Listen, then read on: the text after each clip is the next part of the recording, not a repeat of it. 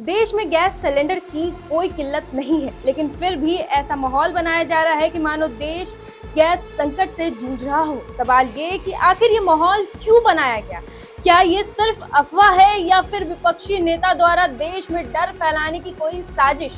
अगर मैं कहूँ कि गैस की किल्लत की बात के पीछे सियासत की कहानी छिपी है तो क्या आप मानेंगे? जी हाँ, ये सिर्फ हम नहीं कह रहे हैं, बल्कि इसके पीछे की पूरी सच्चाई अब सामने आ गई है। आखिर क्या है इस पूरे मामले की कहानी और क्यों बनाया गया इस तरीके का डर का माहौल, सब हम बताएंगे। लेकिन उससे पहले आर्यन टीवी नेशनल को सब्सक्राइब कर ले। नमस्कार, आप देख रहे हैं आर्यन टीवी नेशनल, मैं हूं आपके साथ रुचि सिंह।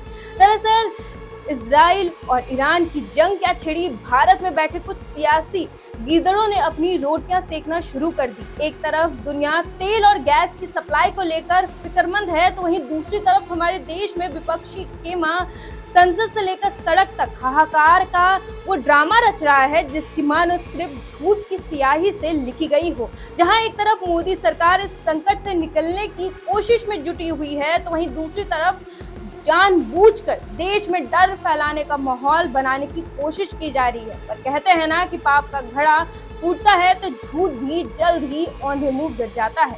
ऐसा ही इस केस में भी हुआ है। सामने आ गया वो चेहरा जो फालतू में सरकार को कोस रहे थे, और ये बात इसलिए कही जा रही है क्योंकि वही लोग रात में गैस सिलेंडर की कालाबाजारी करते हुए धराए जा रहे हैं।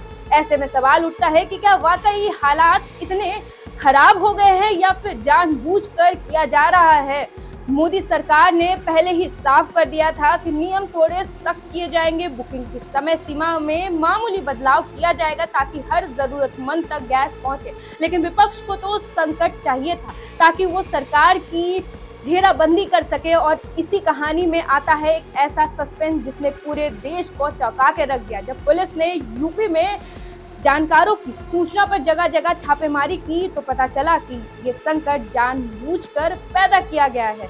इसे पैदा करने के पीछे की सच्चाई क्या है वो भी बताते हैं। दरअसल उत्तर प्रदेश के हापुड़ से अलग अलग जगहों पर पुलिस ने दबिश की तो जो चेहरे सामने आए उसने विपक्ष के दावों की हवा निकाल के रख दी। दरअसल समाजवादी पार्टी के नेता अबुल रहमान जो जनता के सामने सरकार को कोसते थे, उनके घर के पीछे चल रहा था काला बाजारी का काला खेल। जब पुलिस की टीम छापेमारी करने पहुंची तो वहां का नजारा देखकर अधिकारी भी दंग रह गए, क्योंकि एक दो नहीं बल्कि 55 भरे हुए एलपीजी सिलेंडर वहां से बरामद हुए और भारी मात्रा में खाली सिलेंडर भी वहां से जब्त किए गए। सोचिए, एक तरफ जनता को डराया जा रहा है कि गैस नहीं मिलेगा, सब कुछ तबाह हो जाएगा, वहीं दूसरी तरफ विपक्ष के नेता उन सिलेंडरों को छुपाकर बैठे हैं ताकि बाजार में कमी पैदा हो सके। और ये सिर्फ चोरी नहीं, ये सरकार को बदनाम करने और देश की अर्थव्यवस्था के साथ मानो खिलवाड़ करने का एक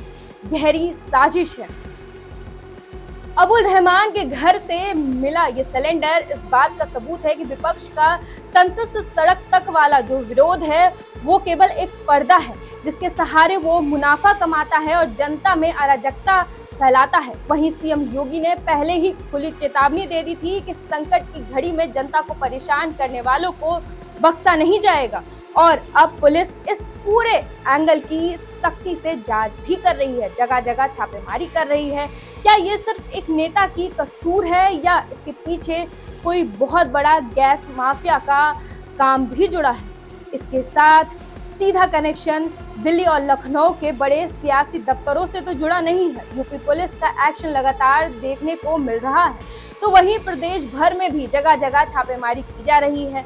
मास्टरमाइंड अबुल हकीम गिरफ्तार हुआ है। सोचिए कितने बड़े लेवल पर कालाबाजारी शुरू हो गई।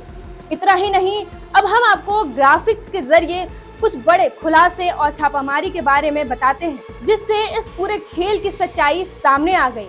समाजवादी पार्टी का नेता अबुल रहमान के घर से 55 भरे हुए सिलेंडर बरामद हुए। छापेमारी के दौरान इसका खुलासा हुआ और इसी के साथ एमपी के रतलाम में भारत गैस के 21, एचपी के 4, इंडियन के 5 और रिलायंस कंपनी का 1 गैस सिलेंडर बरामद हुआ। आरोपी शहजाद मंसूरी गिरफ्तार किया गया है। इतना ही नहीं, बिहार के सासाराम की अगर बात करें तो छापेमारी के दौरान यहाँ पर 11 गैस सिलेंडर जब्त किए गए हैं, और यहाँ जबकि शाहिद मोहल्ले से 3 लोग गिरफ्तार किए जा चुके हैं। इनमें से बड़े लेवल पे कालाबाजारी जारी थी, वहां चल रहा था। वहीं छत्तीसगढ़ के जगलपुर में 24 घरेलू और 10 कॉमर्शियल सिलेंडर जब्त हुए हैं। हालांकि इस मामले को लेकर मोदी सरकार तो सख्ती दिखा ही रही है, बल्कि यूपी में योगी सरकार भी सख्त हो गई है। अभियान शुरू करवा दिया गया है, जगह जगह छापेमारी चल रही है। जो लोग सिलेंडर की कालाबाजारी कर रहे हैं उनकी धरपकड़ भी की जा रही है, छापामारी की जा रही है और गिरफ्तारियां भी हो रही है। और उससे एक सवाल खड़ा ये हो रहा है कि क्या जानबूझकर ये माहौल क्रिएट किया जा रहा है? क्या जानबूझकर लोगों के अंदर खौफ पैदा किया जा रहा है कि गैस और तेल की सप्लाई बंद होने वाली है, देश में संकट है? सरकार सारी स्थितियों से निपट रही है और सभी संकट को दूर करने के लिए कदम उठाए जा रहे हैं। गैस और तेल की सप्लाई ना रुके, पूरी देश में प्रभावित ना हो, इसके लिए भी मोदी सरकार लगातार काम में जुटी हुई है। लेकिन जो अफवाह फैला रही है उससे बचने की भी जरूरत है और जो यहाँ कालाबाजारी हो रहा है उससे भी बचने की जरूरत है। आप इस पूरे मामले को लेकर क्या सोचते हैं? अपनी राय हमें कमेंट सेक्शन में जरूर बताइएगा और साथ ही और भी अपडेट्स के लिए जुड़े रहें।